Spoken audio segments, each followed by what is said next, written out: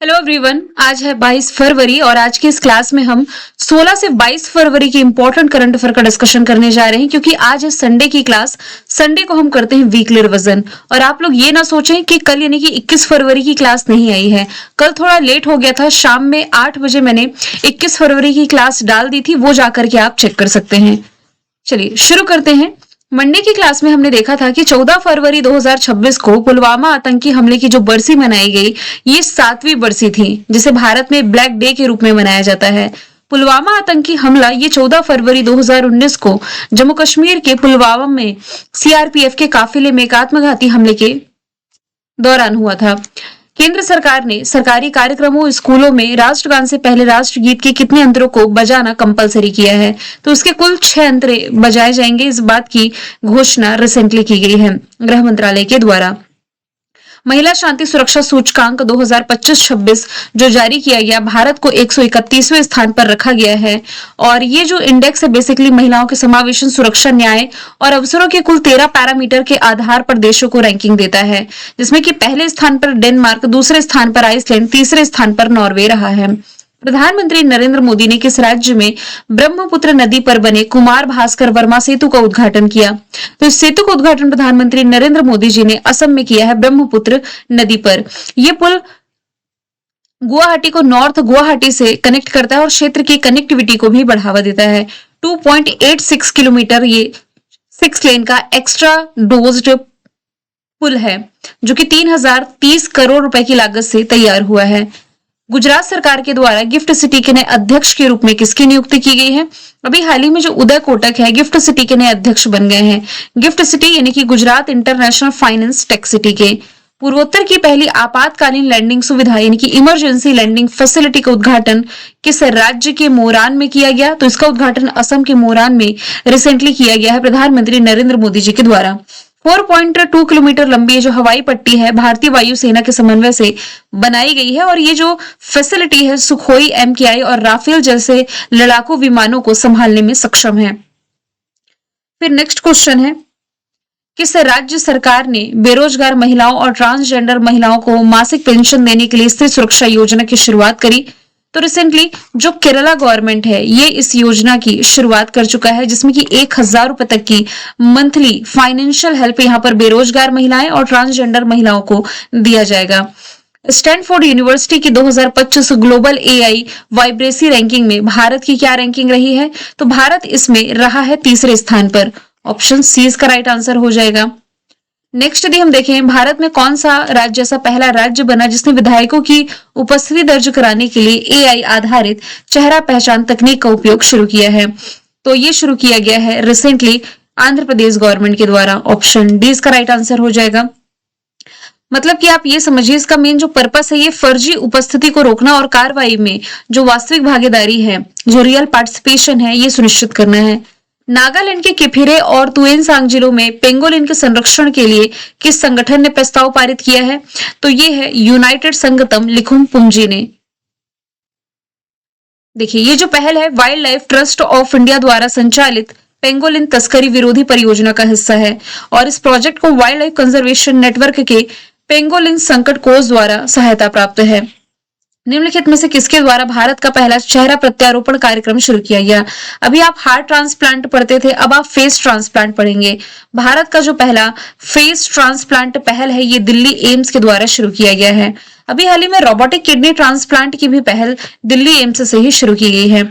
हर साल जो अंतरराष्ट्रीय बाल कैंसर दिवस मनाया जाता है, ये कब मनाया जाता है?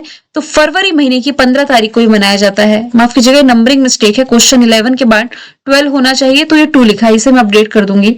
और इस डे की थीम थी equal access to care for all children with cancer. नई दिल्ली में आयोजित इंडिया AI इम्पैक्ट समिट 2026 का विषय पूछा जा रहा है, यानी कि थीम। तो थीम थी AI फॉर ऑल, सर्वजन हिताय सर्वजन सुखाय। और ये दिल्ली में भारत मंडपम में आयोजित किया गया था। राजा जी नेशनल पार्क चर्चे में था। ये किस राज्य में स्थित है? तो ये उत्तराखंड में हो जाएगा। ऑप्शन ए इसका राइट आंसर है। अभी चर्चे में इसलिए आए क्योंकि भारत का जो सुप्रीम कोर्ट है ना, इसने राजाजी राष्ट्रीय उद्यान से होकर सड़क के निर्माण की अनुमति इस शर्त पर दी है कि इस पर कोई भी कमर्शियल व्हीकल नहीं चलेगी। मिया अमोर मोटली फरवरी 2026 में किस देश के प्रधानमंत्री बने? तो ये भी हाल ही में बारबाडोस, जो कि एक कैरिबियन कंट्री है, इसके नए प्रधानमंत्री बन गई हैं। नेक्स्ट चलते हैं, भारत का पहला राष्ट्रीय गौ संस्कृति संग्रहालय ये किस राज्य में खोला गया है? राज्य पूछा जाए तो उत्तर प्रदेश, शहर पूछा जाए तो उत्तर प्रदेश के मथुरा में रिसेंटली ओपन किया गया है। और संग्रहालय बेसिकली आप कह सकते हैं इसमें लगभग 100 डिजिटल और भौतिक प्रदर्शनियों में जो स्वदेशी और दुर्लभ पशु हैं इनकी नस्लों को प्रदर्शित किया जाएगा। म्यूजियम में यही तो होता है। कौन सा बैंक ये एशिया पैसिफिक रीजन में वीजा इंटेलिजेंट कॉमर्स का पायलट प्रोजेक्ट शुरू करने वाला पहला बैंक बना है? रिसेंटली ये बन गया है डीबीएस बैंक। और वीजा इंटेलिजेंस कॉमर्स ये होता क्या है ये भी हम पढ़ चुके हैं। इन C2 हवाई अभ्यास 2026 जो कि भारत और किस देश की वायुसेना के बीच आयोजित की गई? तो देखिए, थाईलैंड की सेना वायुसेना और भारत की वायुसेना के बीच में ये अभ्यास था जो कि 9 से 13 फरवरी तक अंडमान निकोबार द्वीप समूह में आयोजित किया गया। डेविड जे फार्बर, जिन्हें अक्सर इंटरनेट का जनक कहा जाता है, किस प्रमुख नेटवर्किंग फ्रेमवर्क के प्रारंभिक विकास से जुड़े थे? तो ये इंटरनेट प्रोटोकॉल से रिलेट कर सकते हैं। इन्हें इंटरनेट का जनक कहा जाता है। रिसेंटली इनका निधन हुआ है 91 की उम्र में। हर साल 10 फरवरी को मनाया जाता है विश्व दलहन दिवस, यानी कि वर्ल्ड पल्सेस डे। 2026 में मनाए गए वर्ल्ड पल्सेस डे की थीम थी विश्व की दालें सादगी से उत्कृष्टता तक, यानी कि pulses of the world from modesty to excellence. Bharat ने लिम्फेटिक फाइलराइसिस यानी कि हाथी पांव को समाप्त करने के लिए जो समय सीमा निर्धारित करी है 2027 तक है। टीबी मुक्ति का 2025 है, मलेरिया मुक्ति का 2030 है।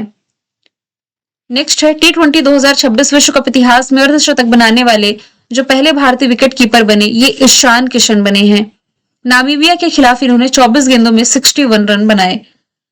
नेक्स्ट यदि हम देखें, प्रधानमंत्री कार्यालय, कैबिनेट सचिवालय और राष्ट्रीय सुरक्षा परिषद सचिवालय के नए कैंपस का नाम क्या रखा गया है? सेवा तीर्थ किया गया है। इसमें सेवा तीर्थ 1 है प्रधानमंत्री ऑफिस, सेवा तीर्थ 2 है कैबिनेट सचिवालय और सेवा तीर्थ 3 है एनएसए और राष्ट्रीय सुरक्षा परिषद सचिवालय और कैबिनेट सचिवालय। बांग्लादेश के जो अगले प्रधानमंत्री बने हैं तारिक रहमान बने हैं, जो कि बांग्लादेश की पहली महिला प्रधानमंत्री खालिदा जिया के बेटे हैं। बिहार सरकार ने कितनी नदियों को पुनर्जीवित करने की योजना बनाई है? तो बिहार सरकार के द्वारा कुल 260 नदियों को पुनर्जीवित किया जा रहा है और इसकी ओर से फंडिंग भी कर रही है गवर्नमेंट। और साथ ही यहाँ पर गाद के चलते जो नदियां समाप्त हो रही हैं इनके लिए एक पॉलिसी बनाई गई है। गाद प्रबंधन के लिए जल संसाधन और खनन विभाग मिलकर के काम कर रहा है कि यदि कोई व्यक्ति मिट्टी भराई के लिए नदी का गाद ले जाना चाहता है तो उसे फ्री ऑफ कॉस्ट दिया जाएगा। बस नदी की खुदाई मानक के हिसाब से होनी चाहिए। भारत ने वर्ष 2026 में गेहूं के निर्यात की अनुमति दी है। इससे पहले किस वर्ष तक इसमें प्रतिबंध लगा हुआ था? 2022 से भारत से जो गेहूं का एक्सपोर्ट है अन्य कंट्रीज में नहीं किया जा सकता था, लेकिन फिलहाल इसे अलाउ कर दिया गया है। नेक्स्ट यदि हम देखें, फीफा वर्ल्ड कप 2026 के लिए क्वालिफाई करने वाला जनसंख्या के हिसाब से सबसे छोटा देश कुराकाओ बना है। ये भी एक कैरिबियन कंट्री है, मतलब इस देश की आबादी इतनी है ना कि ये नरेंद्र मोदी स्टेडियम और ईडन गार्डन में समा सकती है, इतनी कम आबादी है। भारत में व्यापक शहरी नीति अपनाने वाला जो पहला शहर बना है ये बन गया है केरला। पहला राज्य बन गया है केरला। मतलब कि केरला भारत का ऐसा पहला राज्य जो अगले 25 वर्षों के लिए एक व्यापक शहरी नीति जो आप कह सकते हैं अर्बन पॉलिसी अपना रहा है। इसकी घोषणा 2023-24 के राज्य बजट में की गई थी और आयोग का अनुमान है कि 2050 तक केरल का 80% हिस्सा ये अर्बनाइज्ड हो जाएगा। ये नीति जलवायु अनुकूल शहरों, वैज्ञानिक योजना और विकेंद्रीकृत शासन को बढ़ावा देती है। भारत के विकास और कल्याण में असाधारण योगदान देने वाले व्यक्तियों को सम्मानित करने के लिए भव्य भारत भूषण पुरस्कार लॉन्च किया गया है। किसके द्वारा? तो ये जगत गुरु जग्गी वासुदेव के द्वारा अभी हाल ही में महाशिवरात्रि के मौके से किया गया है। 2026 विंटर ओलंपिक में ब्राजील का जो पहला शीतकालीन ओलंपिक पदक जीता है ये किसने जीता है? तो इसके विजेता ये रहे हैं लुकास पेनहेरो ब्रेथन। ऑप्शन बी इसका राइट आंसर हो जाएगा। हाल ही में BBC Indian sports woman of the year 2025 से किसे सम्मानित किया गया? स्मृति मंधाना। रिसेंटली क्रिकेट में इनके द्वारा दिए गए कंट्रीब्यूशन के लिए सम्मान इन्हें मिला है। दिल्ली में आयोजित एआई समिट में शाही बोध नामक 2 राष्ट्रीय पहलों को लॉन्च किया गया है। किसके द्वारा? जेपी नड्डा, जो कि केंद्रीय स्वास्थ्य परिवार कल्याण मंत्री हैं। जोहान्स कलाबो किस कंट्री से संबंधित है? जो कि विंटर ओलंपिक में या विंटर ओलंपिक इतिहास में सबसे अधिक मेडल जीतने वाले खिलाड़ी बने। तो इनकी कंट्री जो है ये हो जाएगी Norway. Norway option C right answer है। नेक्स्ट है राशिद खान किस टीम से संबंधित है, किस देश के लिए खेलते हैं, जो कि T20 क्रिकेट में 700 विकेट लेने वाले पहले खिलाड़ी बने, तो इनकी कंट्री हो जाएगी अफगानिस्तान। नेक्स्ट है, हाल ही में 39 नंबर का अफ्रीकी संघ शिखर सम्मेलन का आयोजन कहाँ किया गया, तो इसका जो आयोजन है रिसेंटली इथियोपिया में किया गया था, इथियोपिया की राजधानी अदिस अबाबा में। बांग्लादेश के नए प्रधानमंत्री जो तारिक रहमान बने, इसके शपथ ग्रहण समारोह में भारत को रिप्रेजेंट किया था लोकसभा अध्यक्ष, जो कि है कौन, ओम प्रकाश बिरला ने।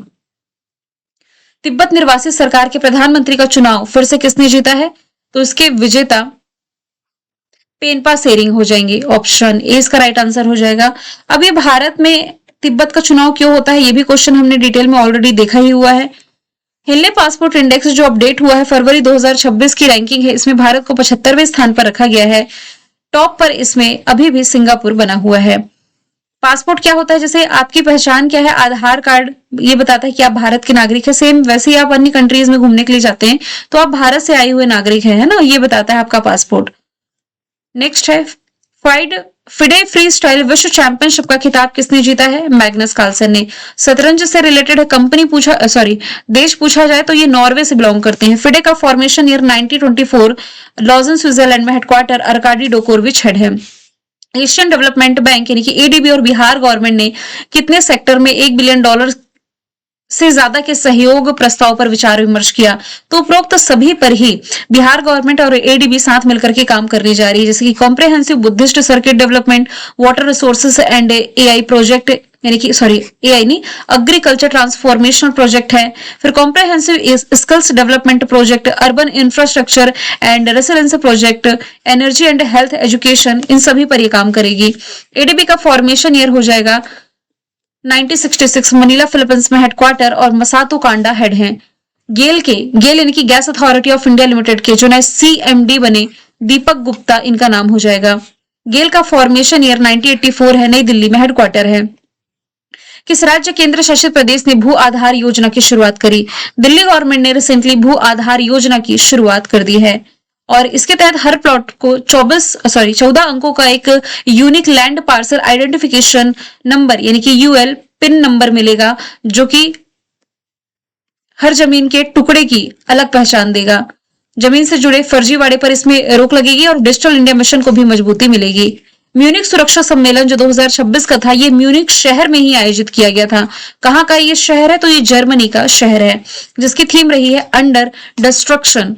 भारत में मोबाइल आधारित एआई संचालित रिमोट वोटिंग प्रणाली का अनावरण किस राज्य ने किया है, तो इसकी शुरुआत है जो कि रिसेंटली बिहार गवर्नमेंट के द्वारा की गई। वैसे मैंने आपको पहले ही बताया था कि डिजिटल वोटिंग की शुरुआत करने वाला जो पहला राज्य है बिहार ही है। इस डिजिटल वोटिंग का लाभ प्रवासी श्रमिकों को, स्टूडेंट को, वरिष्ठ नागरिक, जो प्रेग्नेंट महिलाएं हैं, डिसेबल पर्सन है या फिर जो अनवेल पर्सन है, इन्हें मिलेगा। हाल ही में खबरों में छाई जो विक्टोरिया झील है, किस महाद्वीप की सबसे बड़ी झील है, तो ये अफ्रीका महाद्वीप की सबसे बड़ी झील है, लेक विक्टोरिया, जहां से दुनिया की सबसे लंबी नदी नील नदी का उद्गम होता है। अभी इसलिए चर्चे में आया, शैवाल के अत्यधिक पनपने के कारण इसे पारिस्थितिकी नुकसान हुआ है। युगांडा, तंजानिया और केन्या, ये 3 देश इससे बॉर्डर शेयर करते हैं, रवांडा नहीं करता है। हाल ही में फरवरी 2026 में शुरू हुए भारत विस्तार योजना का संबंध किससे है, कृषि के क्षेत्र से यह संबंधित हो जाएगा। नेक्स्ट है, बायो एशिया शिखर सम्मेलन 2026 का आयोजन कहाँ किया गया, तो इसका आयोजन हैदराबाद तेलंगाना में किया गया है रिसेंटली, जिसकी थीम रही है टेक बायो अनलीज्ड एआई ऑटोमेशन और लाइफ साइंसेज में क्रांतिकारी बदलाव।